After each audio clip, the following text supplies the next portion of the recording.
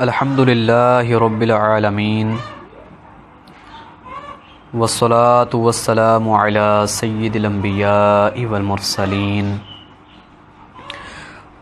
اما بعد فاعوذ باللہ من الشیطان الرجیم بسم اللہ الرحمن الرحیم الصلاة والسلام علیک یا رسول اللہ وعلی آلک واصحابک یا حبیب اللہ الصلاة والسلام علیک یا سیدی یا نبی اللہ وعلی آلک واصحابک یا سیدی یا نور اللہ۔ نبی کریم رؤوف الرحیم صلی اللہ تعالی علیہ وآلہ وسلم کا فرمان ببرکت نشان ہے کہ مجھ پر درود پاک کی کثرت کیا کرو، بے شک یہ تمہارے گناہوں کا کفارہ ہے۔ جو شخص مجھ پر بروز جمعہ 80 مرتبہ درود پاک پڑھے گا، اس کے 80 سال کے گناہ معاف کر دیے جائیں گے۔ اللہ تعالی ہمیں محبوب علیہ الصلوۃ والسلام پر کثرت کے ساتھ درود پاک پڑھنے کی سعادت عطا فرمائے۔ صلو علی الحبیب صلی اللہ تعالی علی محمد صلی اللہ تعالی علیہ وآلہ وسلم۔ ایک بزرگ رحمۃ اللہ تعالی علیہ فرماتے ہیں کہ میں ایک بار آدھی رات گزر جانے کے بعد جنگل کی طرف چلا گیا۔ رستے میں میں نے دیکھا کہ 4 آدمی ایک جنازہ اٹھائے جا رہے ہیں۔ میں نے سمجھا کہ شاید انہوں نے اسے قتل کیا ہے اور لاش ٹھکانے لگانے کے لیے کہیں لے جا رہے ہیں۔ جب وہ میرے نزدیک آئے تو میں نے ہمت کر کے ان سے پوچھا، اللہ عز و جل کا جو حق ہے تم پر، اس کو سامنے رکھتے ہوئے میرے سوال کا جواب دو۔ کیا تم نے خود اسے قتل کیا ہے یا کسی اور نے؟ اور اب تم اسے ٹھکانے لگانے کے لیے کہیں لے جا رہے ہو؟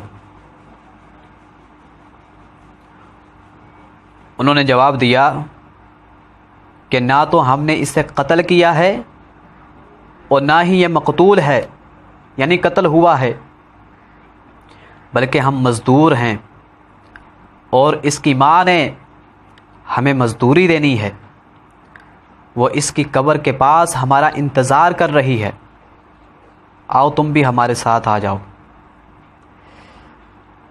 تو فرمایا میں تجسس کی وجہ سے ان کے ساتھ چلا گیا۔ جب ہم قبرستان میں پہنچے تو میں نے دیکھا کہ ایک تازہ کھدی ہوئی قبر کے پاس واقعی ایک بوڑھی خاتون کھڑی تھی۔ میں ان کے قریب گیا اور پوچھا،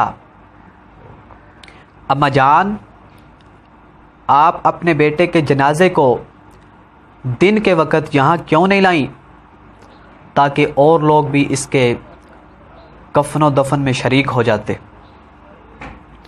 تو انہوں نے کہا، یہ جنازہ میرے لخت جگر کا ہے، میرا یہ بیٹا شرابی اور گناہ گار تھا، ہر وقت شراب کے نشے میں اور گناہوں کے دلدل میں پھنسا رہتا تھا۔ جب اس کی موت کا وقت قریب آیا تو اس نے مجھے بلا کر 3 چیزوں کی وصیت کی۔ نمبر 1، پہلی وصیت کہ جب میں مر جاؤں تو میری گردن میں رسی ڈال کر گھر کے ارد گرد گھسیٹنا اور لوگوں کو کہنا کہ گناہ گاروں اور نافرمانوں کی یہی سزا ہوتی ہے۔ دوسری وصیت، مجھے رات کے وقت دفن کرنا، کیونکہ دن کے وقت جو بھی میرے جنازے کو دیکھے گا مجھے لعن طعن کرے گا، مجھے برا بھلا کہے گا، مجھ پر لعنتیں بھیجے گا۔ تیسری وصیت، جب مجھے قبر میں رکھنے لگو تو میرے ساتھ اپنا ایک سفید بال بھی رکھ دینا، کیونکہ اللہ رب العزت سفید بالوں سے حیا فرماتا ہے، ہو سکتا ہے کہ وہ مجھے اس کی وجہ سے عذاب نہ دے۔ تو جب یہ فوت ہو گیا تو اس کی پہلی وصیت کے مطابق میں نے اس کے گلے میں رسی ڈالی اور اسے گھسیٹنے لگی تو ہاتف غائبی سے آواز آئی، ابوڑیا اسے یوں مت گھسیٹو، اللہ عز و جل نے اسے اپنے گناہوں پر شرمندگی یعنی توبہ کی وجہ سے معاف فرما دیا ہے۔ وہ بزرگ فرماتے ہیں جب میں نے اس عورت کی یہ بات سنی تو میں اس کے جنازے کے پاس گیا، نماز جنازہ پڑھی، پھر اسے قبر میں دفن کر دیا۔ میں نے اس کی ماں کے سر کا ایک سفید بال بھی اس کے ساتھ قبر میں رکھ دیا۔ اس کام سے فارغ ہو کر جب ہم اس کی قبر کو بند کرنے لگے تو اس کے جسم میں حرکت پیدا ہوئی اور اس نے اپنا ہاتھ کفن سے باہر نکال کر بلند کیا اور آنکھیں کھول دیں۔ میں یہ دیکھ کر گھبرا گیا، لیکن اس نے مجھے مخاطب کر کے مسکراتے ہوئے کہا، اے شیخ، ہمارا رب عز و جل بڑا غفور الرحیم ہے، وہ نیکی کرنے والوں کو بھی بخش دیتا ہے اور گناہ گاروں کو بھی بخش دیتا ہے۔ یہ کہہ کر اس نے ہمیشہ کے لیے آنکھیں بند کر لی۔ پھر ہم سب نے مل کر اس کی قبر کو بند کیا اور اس پر مٹی درست کر کے واپس آ گئے۔ میٹھے میٹھے اسلامی بھائیوں، بیان کردہ حکایت میں ایک شرابی اور انتہائی گناہگار شخص پر اللہ رب العزت کے کرم و رحم کا تذکرہ ہے، جس سے رحمت خداوندی کی وسعت کا بخوبی اندازہ لگایا جا سکتا ہے کہ اگر گناہوں کی دلدل میں پھنسا ہوا کوئی شخص سنجیدگی سے اپنا احتساب کرے اور اللہ عز و جل سے اپنی خطاؤں کی معافی مانگے تو وہ غفور الرحیم ہے، ضرور اس پر اپنے رحم و کرم کی بارش فرماتا ہے۔ مذکورہ حکایت میں اگرچہ اس نوجوان کی توبہ کا واضح تذکرہ موجود نہیں ہے، مگر مرتے دم اس نے اپنی ماں کو جو وصیتیں کی، ان سے پتہ چلتا ہے کہ وہ اپنے گناہوں پر سخت نادم تھا، اور ندامت ہی در حقیقت توبہ ہے، جیسا کہ حضرت سیدنا ابن مسعود رضی اللہ تعالی عنہ سے مروی ہے کہ حضور پاک صاحب الاولاق صلی اللہ تعالی علیہ وآلہ وسلم نے فرمایا، الندم توبۃ، یعنی شرمندگی توبہ ہے، شرمندگی توبہ ہے۔ مفسر شہیر حکیم الامت حضرت مفتی احمد یار خان نعیمی رحمۃ اللہ تعالی علیہ فرماتے ہیں، چونکہ گزشتہ گناہوں پر ندامت توبہ کا رکن اعلیٰ ہے کہ اس پر باقی سارے ارکان مبنی ہیں، اس لیے صرف ندامت کا ذکر فرمایا۔ ظاہر ہے کہ جو کسی کا حق مارنے پر نادم ہوگا، شرمندہ ہوگا، وہ حق بھی ادا کر دے گا، اور جو بے نمازی ہونے پر شرمندہ ہوگا وہ گزشتہ چھوٹی ہوئی نمازیں بھی قضا کر لے گا انشاءاللہ عز و جل۔ یاد رکھیے، خود کو راہ راست پر لانے کے لیے اپنے اندر گناہوں کا احساس پیدا کرنا ہوگا، اور ان کے دنیاوی اور آخرت کے نقصانات پر غور کرنا بہت ضروری ہے، کیونکہ جب کسی انسان کے دل میں احساس گناہ پیدا ہوتا ہے اور وہ گناہ کو گناہ سمجھنے لگتا ہے تو یقیناً ندامت و پیشمانی سے اس کا سر جھک جاتا ہے۔ دل توبہ کی طرف مائل ہو جاتا ہے اور آنکھوں سے آنسوؤں کے دھارے بہنے لگتے ہیں۔ جب کوئی گناہ گار اللہ عز و جل سے معافی مانگتا ہے تو وہ کریم رب اس کا بڑے سے بڑا گناہ بھی بخش دیتا ہے۔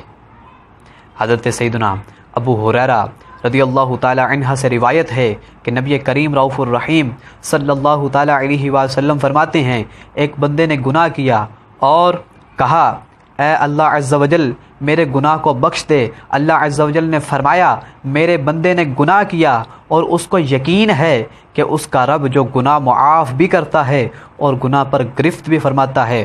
پھر دوبارہ وہ بندہ گناہ کرتا ہے اور کہتا ہے اے میرے رب میرا گناہ بخش دے۔ اللہ تعالیٰ فرماتا ہے میرے بندے نے گناہ کیا اور اس کو یقین ہے کہ اس کا رب ہے جو گناہ معاف بھی کرتا ہے اور گناہ پر گرفت بھی کرتا ہے۔ وہ بندہ پھر گناہ کر کے اللہ عز و جل کی بارگاہ میں عرض کرتا ہے اے اللہ عز و جل میرے گناہ معاف فرما دے۔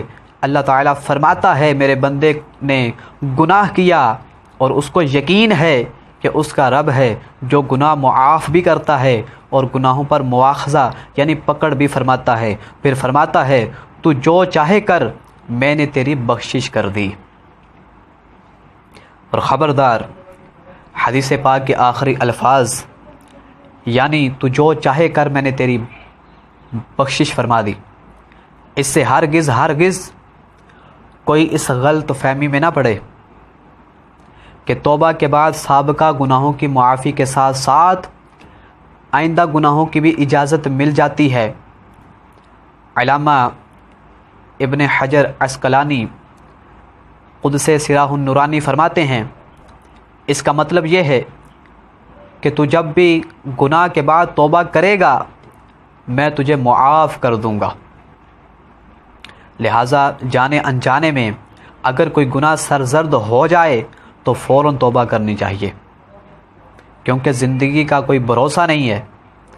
اگر کوئی شخص توبہ میں تاخیر کرتا ہے اور اس کی موت کا وقت آ پہنچتا ہے تو اب توبہ کرنا بے سود ثابت ہو سکتا ہے، جیسا کہ پارہ 4 سورہ نساء کی آیت نمبر 17 اور 18 میں ارشاد ہوتا ہے انما التوبۃ علی اللہ للذین یعملون السوء بجہالۃ ثم یتوبون من قریب فاولئک یتوب اللہ علیہم وکان اللہ علیما حکیما ولیست التوبۃ للذین یعملون السیئات حتی اذا حضر احدهم الموت قال انی تبت الآن۔ ترجمہ کنز الایمان، وہ توبہ جس کا قبول کرنا اللہ تعالیٰ نے اپنے فضل سے لازم کر لیا ہے، وہ انہی کی ہے جو نادانی سے برائی کر بیٹھیں پھر تھوڑی ہی دیر میں توبہ کر لیں۔ ایسوں پر اللہ تعالیٰ اپنی رحمت سے رجوع کرتا ہے، اور اللہ عز و جل علم و حکمت والا ہے۔ اور وہ توبہ ان کی نہیں جو گناہوں میں لگے رہتے ہیں یہاں تک کہ جب ان میں سے کسی کو موت آئے تو کہے اب میں نے توبہ کی۔ صدر الفاضل حضرت علامہ مولانا سید محمد نعیم الدین مراد آبادی علی رحمۃ اللہ الہادی اس آیت مبارکہ کے تحت فرماتے ہیں قبول توبہ کا وعدہ جو اوپر کی آیت میں گزرا وہ ایسے لوگوں کے لیے نہیں ہے جو گناہوں میں لگے رہتے ہیں یہاں تک کہ جب ان میں کسی کو موت آئے تو کہے اب میں نے توبہ کی۔ اللہ مالک ہے، جو چاہے کرے، ان کی توبہ قبول کرے یا نہ کرے، بخشے یا عذاب فرمائے، یہ اس کی مرضی ہے۔ میٹھے میٹھے اسلامی بھائیوں، اللہ عز و جل کی رحمتیں بے حد اور بے حساب ہیں، لہٰذا ہمیں چاہیے کہ جب بھی ہم سے گناہ سرزد ہو جائے، جب بھی ہم گناہ کر بیٹھیں تو اس کی بارگاہ میں فوراً توبہ کر لیں۔ اگر پھر گناہ کر بیٹھیں تو پھر توبہ کریں، پھر خطا ہو جائے تو پھر توبہ کریں، چاہے لاکھ بار بھٹک جائیں مگر پھر آ کر اس کے دامن کرم سے لپٹ جائیں، اور ہرگز مایوس نہ ہوں۔ غور تو کیجئے کہ قرآن کریم میں جا بجا رب کریم عز و جل نے خود اپنے بندوں کو توبہ کی طرف ترغیب دلا رہا ہے۔ اللہ تعالیٰ خود کہتا ہے کہ مجھ سے معافی مانگو، مجھ سے توبہ کرو۔ آئیے اس ضمن میں اللہ تعالیٰ کے 6 فرامین ہم سنتے ہیں کہ جس میں توبہ کا ذکر ہے۔ اللہ تعالیٰ قرآن کریم میں ارشاد فرماتا ہے، پہلا فرمان ہے فَمَن تَابَ مِن بَعْدِ ظُلْمِهِ وَأَصْلَحَ فَإِنَّ اللَّهَ يَتُوبُ عَلَيْهِ۔ ترجمہ کنز ایمان، تو جو اپنے ظلم کے بعد توبہ کرے اور صبر جائے تو اللہ عز و جل اپنی مہر یعنی رحمت سے اس پر رجوع فرمائے گا۔ دوسرا فرمان سنیں، وَتُوبُوا إِلَى اللَّهِ جَمِيعًا أَيُّهَا الْمُؤْمِنُونَ لَعَلَّكُمْ تُفْلِحُونَ۔ ترجمہ کنز ایمان، اور اللہ کی طرف توجہ کرو اے مسلمانوں، سب کے سب اس امید پر کہ تم کامیابی پاؤ۔ تیسرا فرمان ہے اللہ تعالیٰ کا، الذین یحملون العرش ومن حولہ یسبحون بحمد ربہم ویؤمنون بہ ویستغفرون للذین آمنوا ربنا وسعت کل شیء رحمۃ وعلما فاغفر للذین تابوا واتبعوا سبیلک وقہم عذاب الجحیم۔ ترجمہ کنز ایمان، وہ جو عرش اٹھاتے ہیں اور جو اس کے گرد ہیں اپنے رب کی تعریف کے ساتھ اس کی پاکی بولتے ہیں اور اس پر ایمان لاتے اور مسلمانوں کی مغفرت مانگتے ہیں۔ اے رب ہمارے، تیرے رحمت اور علم میں ہر چیز کی سمائی ہے، تو انہیں بخش دے جنہوں نے توبہ کی اور تیری راہ پر چلے، اور انہیں دوزخ کے عذاب سے بچا لے۔ چوتھا فرمان سنیں، اللہ تعالیٰ فرماتا ہے الا من تاب وآمن وعمل عملا صالحا فاولئک یبدل اللہ سیئاتہم حسنات وکان اللہ غفورا رحیما۔ مگر جو توبہ کرے اور ایمان لائے اور اچھے کام کرے تو ایسوں کی برائیوں کو اللہ عز و جل بھلائیوں سے بدل دے گا، اور اللہ عز و جل بخشنے والا مہربان ہے۔ اللہ تعالیٰ فرماتا ہے، پانچواں فرمان ہے اللہ تعالیٰ کا، الا من تاب وآمن وعمل صالحا فاولئک يدخلون الجنۃ ولا یظلمون شیئا۔ ترجمہ کنز ایمان، مگر جو تائب ہوئے اور ایمان لائے اور اچھے کام کیے تو یہ لوگ جنت میں جائیں گے اور انہیں کچھ نقصان نہ دیا جائے گا۔ 6واں فرمان سنتے ہیں، اللہ تعالیٰ فرماتا ہے ان اللہ یحب التوابین ویحب المتطہرین۔ ان اللہ یحب التوابین۔ ترجمہ کنز ایمان، بے شک اللہ عز و جل پسند رکھتا ہے بہت توبہ کرنے والوں کو۔ میٹھے میٹھے اسلامی بھائیوں، دیکھا آپ نے کہ توبہ کرنے والے پر اللہ تعالیٰ کی کیسی کرم نوازی ہوتی ہے۔ لہٰذا اگر لگن سچی اور توبہ پکی ہو تو مذکورہ آیات کریمہ کی روشنی میں 6 فضائل بھی آپ کو سنا دیتا ہوں۔ پہلا، اللہ عز و جل کے کرم سے توبہ کرنے والے کی توبہ قبول ہوگی۔ نمبر 2، دنیا اور آخرت میں کامیابی اس کے قدم چومے گی جو توبہ کرتا ہے۔ نمبر 3، عرش اٹھانے والے فرشتے اس کی مغفرت اور عذاب جہنم سے حفاظت کی دعا کریں گے۔ نمبر 4، اس کی برائیاں نیکیوں میں تبدیل کر دی جائیں گی۔ نمبر 5، اس سے جنت میں داخلے کا پروانہ ملے گا۔ اور نمبر 6، توبہ کرنے والا اللہ عز و جل کا محبوب بن جائے گا۔ سبحان اللہ عز و جل، توبہ کرنے والے کے لیے اس سے بڑھ کر اور کیا انعام ہو سکتا ہے کہ اللہ عز و جل اسے پسند فرمائے، اس سے خوش ہو اور اسے اپنا محبوب بندہ بنا لے۔ اس انعام کو حاصل کرنے کے لیے بزرگان دین متقی اور پرہیزگار ہونے کے باوجود سچی توبہ کی کیسی دعائیں مانگا کرتے تھے۔ چنانچہ حضرت سیدنا ابو اسحاق علیہ رحمۃ اللہ الرزاق فرماتے ہیں، میں نے 30 سال تک اللہ تعالیٰ کی بارگاہ میں دعا مانگی کہ اے اللہ عز و جل تو مجھے سچی اور خالص توبہ کی توفیق عطا فرما۔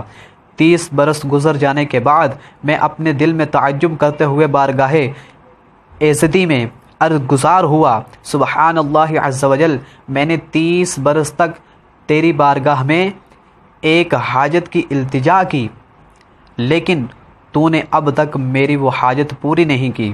جب میں سو گیا تو خواب میں کیا دیکھتا ہوں کہ ایک شخص مجھ سے کہہ رہا تھا، تم اپنی 30 سالہ دعا کے قبول نہ ہونے پر تعجب اور حیرت کرتے ہو، کیا تمہیں یہ معلوم نہیں کہ تم اللہ عز و جل سے کس چیز کا سوال کر رہے ہو؟ تم اس بات کا سوال کر رہے ہو کہ اللہ تعالیٰ تمہیں اپنا دوست اور محبوب بنا لے۔ تو کیا تم نے اللہ عز و جل کا یہ فرمان نہیں سنا، ان اللہ یحب التوابین و یحب المتطہرین؟ بے شک اللہ عز و جل پسند کرتا ہے بہت توبہ کرنے والوں کو اور پسند رکھتا ہے ستھروں کو۔ تو کیا تم اس کی محبت کو معمولی سمجھتے ہو؟ میرے پیارے بھائیوں، یاد رکھیے، توبہ کے لیے گناہ سرزرد ہونا یا گناہ یاد ہونا ضروری نہیں۔ ہر شخص کو اللہ عز و جل کی بارگاہ میں توبہ اور استغفار کرتے رہنا چاہیے، خواہ وہ نیکوکار ہوں یا گناہ گار ہوں۔ اپنی خطاؤں جو ہے وہ یاد ہو یا نہ ہو۔ اور بعض لوگوں کے ذہن میں یہ وسوسہ بھی آتا ہوگا کہ میں تو بہت متقی اور پرہیزگار ہوں، یا یہ کہ میں تو کافی عرصہ پہلے توبہ کر چکا ہوں، لہٰذا مجھے توبہ کرنے کی حاجت نہیں ہے۔ اس طرح کے وسوسوں کا علاج حضرت سیدنا اسماعیل حقی علی رحمۃ اللہ القوی کے اس فرمان میں موجود ہے کہ اللہ عز و جل نے تمام مسلمانوں کو توبہ اور استغفار کا حکم فرمایا، اس لیے کہ انسان فطرتاً کمزور ہے، باوجود کوشش کے وہ کسی نہ کسی غلطی میں پڑ ہی جاتا ہے۔ امام کشیری علی رحمۃ اللہ القوی فرماتے ہیں، توبہ کی سب سے زیادہ ضرورت اس شخص کو ہے جو یہ سمجھتا ہو کہ مجھے توبہ کرنے کی کوئی ضرورت نہیں، اس شخص کو زیادہ ضرورت ہے۔ تو واقعی اس بات کا حقیقت سے گہرا تعلق ہے کہ جو لوگ جھوٹ، غیبت، چغلی، وعدہ خلافی، بہتان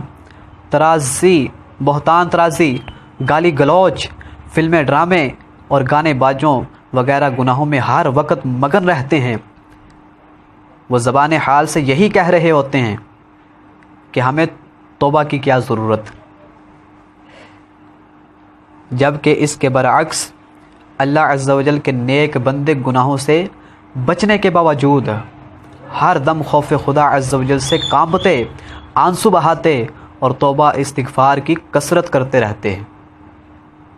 اس ضمن میں آقا دو جہاں حامی بے کساں صلی اللہ تعالیٰ علیہ وسلم کا طرز عمل بھی ہمارے سامنے ہے کہ آپ علیہ السلام نے نہ صرف توبہ اور استغفار کی ترغیب دلائی، بلکہ گناہوں سے پاک اور صاف ہونے کے باوجود خود بھی دن میں کئی بار استغفار کیا کرتے تھے، جیسا کہ حضرت سیدنا عبداللہ بن عمر رضی اللہ تعالی عنہ سے روایت ہے کہ رسول اللہ صلی اللہ تعالی علیہ وآلہ وسلم نے ارشاد فرمایا، اے لوگو، اللہ تعالیٰ سے توبہ کرو، بے شک میں بھی دن میں 100 مرتبہ استغفار کرتا ہوں،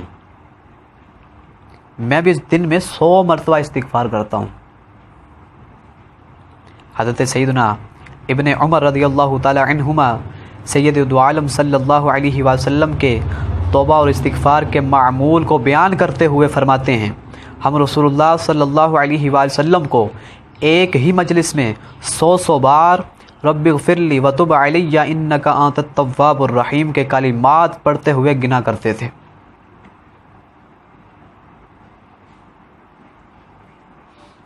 صلو علی الحبیب۔ میرے پیارے بھائیوں، آپ خود ہی فیصلہ کیجئے کہ جب پیارے آقا صلی اللہ علیہ وسلم نے خود دن میں 100 بار استغفار کرنا اپنا معمول بنایا ہے، تو ہم گناہ گاروں کو کس قدر توبہ اور استغفار کی ضرورت ہے۔ لہٰذا اگر اس قسم کے شیطانی وسوسے آئیں کہ میں نے آخر کون سا گناہ کیا جو میں توبہ کروں، یا یہ کہ میں تو توبہ کر چکا ہوں اب تو توبہ کی کوئی ضرورت نہیں ہے، یا یہ کہ میں تو نماز روزے کا پابند ہوں، مجھے کیا ضرورت پڑی جو توبہ کروں، اس طرح کے تو ہرگز ان وسوسوں کو دل میں جگہ نہ دیجیے گا۔ اللہ تعالیٰ سے دعا ہے کہ ہمیں سچی اور پکی توبہ کرنے کی توفیق عطا فرمائے۔